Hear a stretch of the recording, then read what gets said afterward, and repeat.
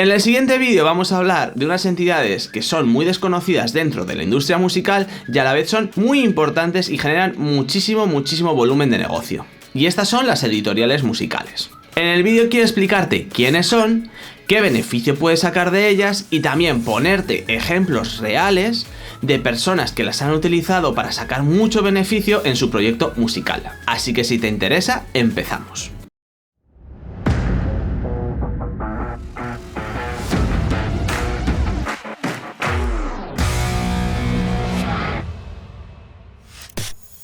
Como vas a ver, este vídeo tiene muchísima información porque es un tema bastante complejo. Pero bueno, lo he intentado simplificar lo máximo posible y en caso de que tengas cualquier pregunta, ponla en comentarios y la podemos discutir en próximos vídeos. Lo primero de todo que tenemos que entender si queremos hablar de editoriales musicales es que dentro de la industria musical, como te decía en el vídeo que te dejo aquí arriba, existen dos clases de roles.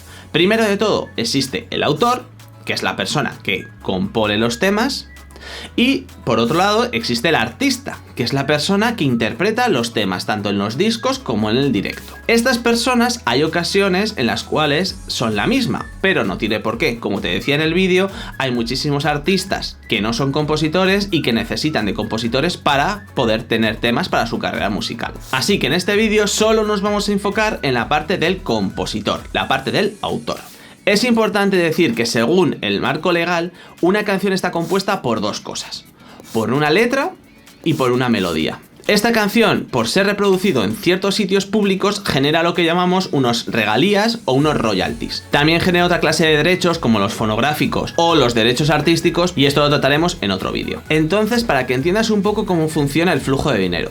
Por un lado vamos a tener los conciertos, los bares, los diferentes sitios donde va a haber una reproducción pública de la obra musical. Después están las entidades de gestión que van a ser las encargadas de recolectar los derechos de autor de estas actividades. Hay una o varias dependiendo del país y por ejemplo en España hasta ahora era una entidad pública, pero poco a poco están saliendo alternativas reales a la SGAE, que es el ejemplo por ejemplo de Unison, que es una entidad de gestión privada de derechos de autor. Esta entidad se encarga de recolectar los derechos de autor y las regalías y se lo paga a los autores. En medio podemos añadir otra entidad que va a ser muy interesante y es la que te voy a explicar ahora, que son las editoriales musicales. Es importante diferenciarlas de las editoriales de la industria del libro porque el cometido y lo que hacen es absolutamente diferente. Entonces, como te decía, los bares, los conciertos, sitios donde va a haber una reproducción pública de la música, tienen que pagar un impuesto a la Sociedad General de Autores, SGAE en España, por el uso público de esta música. Para que te hagas una idea y de una manera bastante general,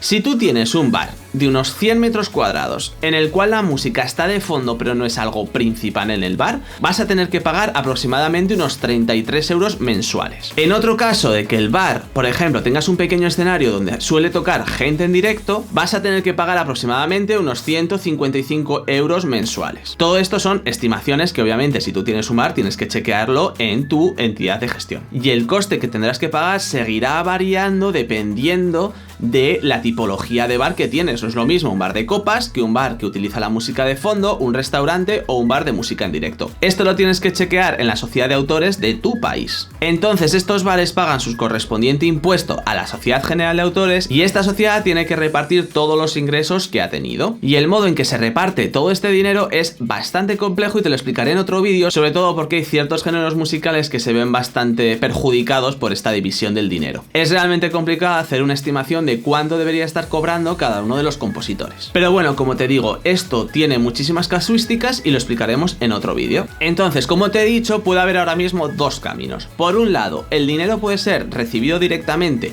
por el autor, o este autor puede trabajar con lo que llamamos una editorial musical. Las editoriales musicales es importante entender qué es lo que hacen. Tienen diferentes responsabilidades que traen muchísimos beneficios al autor, como por ejemplo, se encargan de que el autor cobre lo que le corresponde de la entidad de gestión. No es lo mismo, por ejemplo, que tú seas un artista solo que habla directamente con la SGAE, que por ejemplo una editorial que es muchísimo más grande que se encarga de asegurar que todos sus artistas cobran el dinero que se merecen por la reproducción de sus obras. Por otro lado, se encargan de ceder tus obras a artistas que, como te decía en el otro vídeo, no son compositores. Imagínate, por ejemplo, que uno de los artistas más conocidos de tu país utiliza una de tus composiciones en uno de sus discos. El dinero que vas a cobrar por la venta de estos discos, tanto en formato digital o formato físico, por las reproducciones de este tema en un concierto, son muy cuantiosas. Obviamente depende del tamaño del artista. Por otro lado, y donde también pueden aportar muchísimo, es en el tema de las sincronizaciones. Una sincronización es poner un tema musical en un anuncio de publicidad. Y este anuncio puede ser emitido tanto en YouTube como en otras plataformas digitales o en la televisión. Y por cada vez que este anuncio sea emitido, tú vas a cobrar tu parte correspondiente de los derechos de autor, que como te he dicho antes va a ser bastante dinero. Además, hay que tener en cuenta que muchísimos artistas que gracias a que sus canciones han aparecido en anuncios, han crecido muchísimo y han empezado a ser realmente conocidos. Y por último, y aunque pueda parecer un poco menos interesante, es que las editoriales normalmente forman lo que se llaman campus compositivos. Básicamente son jornadas en las cuales compositores y artistas se juntan para poder componer temas para las grandes discográficas. Imagínate, por ejemplo, que está Malú, que no es compositora, y se junta durante un día con diferentes compositores en estos campus para la creación de canciones para su carrera. Sobre todo para que los artistas sepan su estilo, su tesitura, qué es lo que quiere para el nuevo disco. El trabajar mano a mano con los artistas ayuda muchísimo desde el punto de vista compositivo. Y como te digo, al fin y al cabo, todo lo que pueda aportarte una editorial musical a tu proyecto es muchísimo, pero obviamente también se llevan parte de tus beneficios.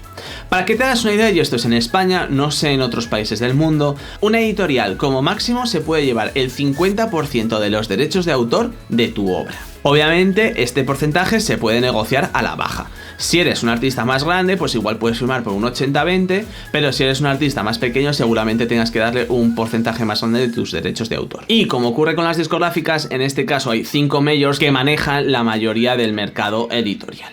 De hecho, 3 de las 5 grandes editoriales son parte de las 3 grandes majors, que son Sony con Sony ATV, Universal Music con Universal Publishing y Warner Music con Warner Chappell. Ya para acabar, quiero ponerte algunos ejemplos de artistas que son muy conocidos y muy reputados que gracias a editoriales musicales lograron posicionar temas suyos con otros artistas antes de que ellos fueran realmente grandes.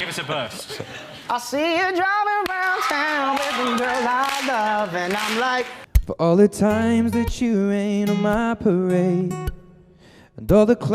Es la puerta de entrada que muchísimos artistas han utilizado para conseguir contactos dentro de la industria musical y ser un poco más conocidos. En este vídeo he intentado explicarte todo lo relacionado con las editoriales musicales desde el punto más sencillo que he encontrado. Seguramente surjan muchísimas preguntas que es imposible tratar en un solo vídeo. De todos modos, me gustaría saber vuestra experiencia con las editoriales y si alguno de vosotras o de vosotros está ya dentro de alguna editorial. Así que nada, como siempre te digo, si te ha gustado, like, campanita y nos vemos en el siguiente vídeo.